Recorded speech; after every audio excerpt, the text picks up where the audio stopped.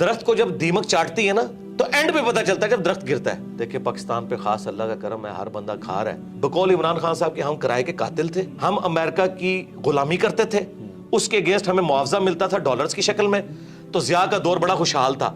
حالانکہ کوئی ترقی نہیں ہوئی اس دور کے اندر. پاکستان میں پاورٹی سرکل سے باہر نکلنے کا واحد ذریعہ اب تعلیم رہ گئی ہے. اس کا جیک لگتا ہے نا, یورپ امریکہ میں چلا جائے اعلیٰ تعلیم کے لیے, وہاں سے ریمیٹنس اس ملک کو بھیجے. اس ملک میں اب عام بچوں کے لیے کوئی نوکریاں نہیں ہیں. یقین کریں پی ایچ ڈی بچے اور بچیاں 30-40 ہزار کی نوکریاں کر رہی ہیں. باقی آپ گورنمنٹ سے, اسٹیبلشمنٹ سے, پولیٹیشین سے کوئی امید نہ رکھیں. اچھا سر, ابھی ذکر کیا چونکہ آپ نے واصف صاحب کا, تو ایک ان کا جملہ ہم سنتے ہیں کہ پاکستان نور ہے اور نور کو زوال نہیں ہے. اب لیکن میں فلسفیکلی آپ سے پوچھنا چاہ رہا ہوں کہ قوموں کا رائز اینڈ فال ہوتا ہے. تو میں تو ایز اے 40 سال میری عمر ہے, میں نے بھی دیکھا ہے, ہم نے تو اس سماج پہ رائز دیکھا نہیں ہے. تو ہمیں تو لگتا ہے اب یہ ڈکلائن ہی ہے, یہ تو واحد قوم ہو گئی جس پہ رائز آیا نہیں اور فال پہلے آ گئی. جی دیکھیں یہ سارے جذباتی جملے ہیں, ہم اس میں بلیو نہیں کرتے. یہ لوگوں کی جذباتی خواہشات ہیں. ہم بچپن سے سن رہے تھے, دیکھیں پاکستان پہ خاص اللہ کا کرم ہے, ہر بندہ کھا رہا ہے اور پاکستان ختم نہیں ہو رہا. چل رہا ہے, حالانکہ ختم ہو رہا تھا میرے بھائی. وہ آخری وقت میں پتہ چلتا ہے کہ 4 سٹیج کینسر آیا ہوا ہے. درخت کو جب دیمک چاٹتی ہے نا تو اینڈ پہ پتہ چلتا ہے جب درخت گرتا ہے. ہم تو اس وقت بھی کہہ رہے تھے کہ یار ایسا نہیں ہے, اس کو روحانیت کے ساتھ نہ جوڑیں. لیس للانسان الا ما سعی, اللہ نے دنیا کو اسباب کے ساتھ جوڑا ہے. انسان کے لیے وہی ہے جس کی وہ کوشش کرتا ہے. ایسے نہیں ہوگا. آپ اگر سردیوں میں ٹھنڈے فرش کے اوپر ننگے پاؤں پھریں گے تو انشاءاللہ ضرور بیمار ہوں گے. آپ بسم اللہ پڑھ کے ساکٹ میں 2 انگلیاں دیں گے تو انشاءاللہ ضرور موت کا شکار ہوں گے. یہ کون سا آپ نے دین بنایا ہوا ہے کہ جی وہ جی اللہ تعالیٰ کا خاص کرم ہے. اللہ تعالیٰ نے تو, اللہ کا تو کوئی رشتہ دار نہیں ہے. سیدھی سی بات ہے. جب خلافت راشدہ ختم ہو گئی 30 سال کے بعد, ٹھیک ہے, بنو امیہ ختم ہوگی, بنو عباس ختم ہوگی, سلطنت عثمانیہ ختم ہوگی, رومنز, پرشینز, اور سب سے بڑی گریٹ بریٹن جن کی حکومت میں سورج ہی غروب نہیں ہوتا تھا, وہ ختم ہو گیا. تو یہ بات بالکل جذباتی جملے. یہ جو پاکستان چل رہا تھا نا ابھی, وہ چل رہا نہ تو دعاؤں کی وجہ سے چل رہا تھا اور نہ یہ تھا کہ وہ ترقی کر رہا ہے. ہوتا یہ تھا بقول عمران خان صاحب کے ہم کرائے کے قاتل تھے, ہم امریکہ کی غلامی کرتے تھے, اس کے اگینسٹ ہمیں معاوضہ ملتا تھا ڈالرز کی شکل میں, تو ضیاء کا دور بڑا خوشحال تھا. حالانکہ کوئی ترقی نہیں ہوئی اس دور کے اندر. ہمیں باہر سے مل رہا تھا, بلکہ ہمیں یہ بیساکھیاں لگائی گئی ہیں. مشرف کے دور میں کہتے ہیں جی دیکھیں جی 10 سال تک 60 پہ رہا ڈالر. وہ اس لیے نہیں رہا کہ مشرف نے کوئی یہاں فیکٹریاں لگا دی ہیں, یہ کچھ کنٹریبیوٹ کیا اس نیشن کو. جی ڈالر, آج بھی سرکار ڈالر آ جائیں تو دیکھیں ملک دوبارہ خوشحال ہو جائے گا. لیکن میں یہ کہتا ہوں اللہ نہ کرے کہ اب اس طرح کے ڈالرز آئیں. ہمیں ایک بار اس بستی میں گریں گے پھر اٹھیں گے اگر اٹھنا چاہیں گے, نہیں تو ضروری نہیں ہے.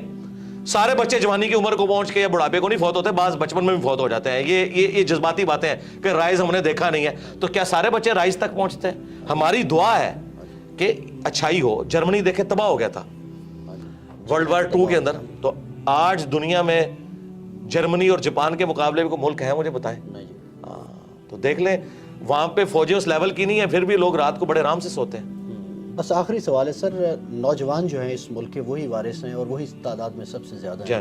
بس ان کو ذرا مخاطب کر کے, سیاست, معیشت, معاشرت سب تباہ ہے, تو ہمارا مخاطب تو وہی ہے, وہی کچھ کر سکتے ہیں. جی نوجوانوں کو میں یہ ریکویسٹ کروں گا کہ آپ لوگ جو ہے نا اپنی تعلیم کے اوپر توجہ دیں. پاکستان میں پاورٹی سرکل سے باہر نکلنے کا واحد ذریعہ اب تعلیم رہ گئی ہے.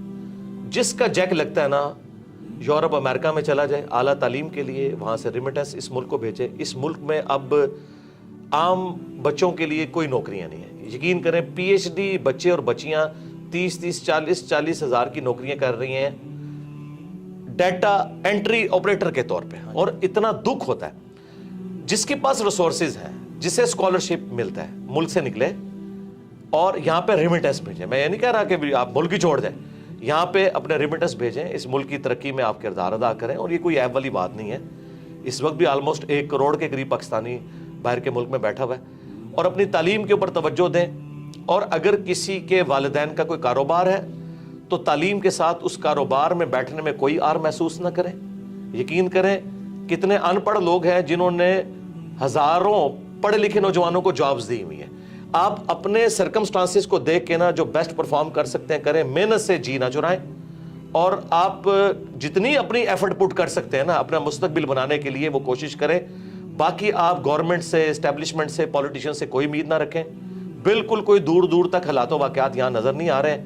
جس کا کوئی جیک لگتا ہے بھائی یہاں سے نکلیں اور یہاں آپ पैसा भेजें। मैं निकलना वो वाला नहीं कह रहा जी इनको छोड़ दें सरने के लिए, ये मैं नहीं कह रहा। जिसका कोई मौका है तो मुझे तो अब एक ही सोर्स, या आप ऐसा हुनर हासिल करें कि आप फ्रीलांसर हो और आप इंटरनेट के जरिए पैसे कमा सके, इस तरह का कोई मामला करें। और जिनके पास पैसा है ना यार, वो कंट्रीब्यूट करें नेशन को।